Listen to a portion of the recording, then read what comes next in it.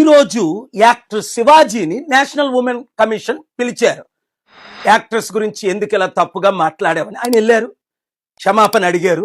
Intentional గా ఆయన నాకు తెలుసు కనుక చెప్తున్నాను, అటాక్ చేయడానికి అట్లా మాట్లాడారని నేను అనుకోవట్లేదు.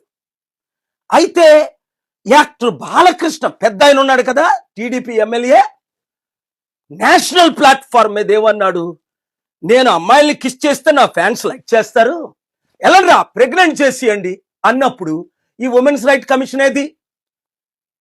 ఆయన ఏమైనా జైల్లో పెట్టారా? ఆయనకి ఏమైనా పనిష్మెంట్ ఇచ్చారా? ఏమిచ్చారో చెప్తా. బీజేపీతో అలయన్స్ ఉన్నందుకు పద్మభూషణం ఇచ్చారు 2025లో. వచ్చే సంవత్సరం భారతరత్న కూడా ఇస్తారట ఆయనకి. అంటే బీజేపీతో ఉంటే ఏదైనా రివార్డులు అవార్డులు అన్ని మీకు దొరుకుతాయి, భారతరత్నాలు పద్మభూషణలు. బీజేపీని యాక్టర్ శివాజీ ప్రశ్నించినందుక, నెహ్రూ గాంధీ కుటుంబాన్ని అప్పుడు ఎకానమీ బాగుందని ప్రేస్ చేసినందుక యాక్టర్ శివాజీకి ఈ పనిష్మెంట్ ఇచ్చారు అని చాలా మంది ప్రశ్నిస్తున్నారు.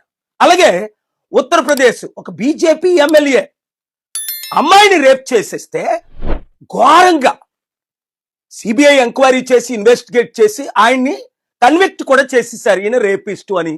కోర్టులు మాత్రం మాటమాటికి ఆయనకు బెయిల్స్ ఇస్తున్నాయి. అంటే బీజేపీ ఎమ్మెల్యే అయితే రేప్ చేసినా పర్వాలేదు, మర్డర్ చేసినా పర్వాలేదు, ఎంత క్రైమ్ చేసినా పర్వాలేదు, లక్షల కోట్లు దోచుకున్నా రుణమాఫీ చేసేస్తాం. ఈ ఇమేజ్ ప్రపంచమంతా మోదీ గారికి చెడ్డ పేరు తీసుకొస్తుంది, బీజేపీకి చెడ్డ పేరు తీసుకొస్తుంది. రండి, దేశాన్ని కాపాడదాం, రాష్ట్రాన్ని రక్షిద్దాం. ప్రతి తెలుగు బిడ్డ ఈచ్ వన్ రీచ్ 10, ప్రతి ఒక్కరు 10 మందికి 100 మందికి చెప్పండి, మార్పు తీసుకొద్దాం, రాష్ట్రాన్ని దేశాన్ని కాపాడదాం. ఈ వీడియో అందరికీ షేర్ చేయండి.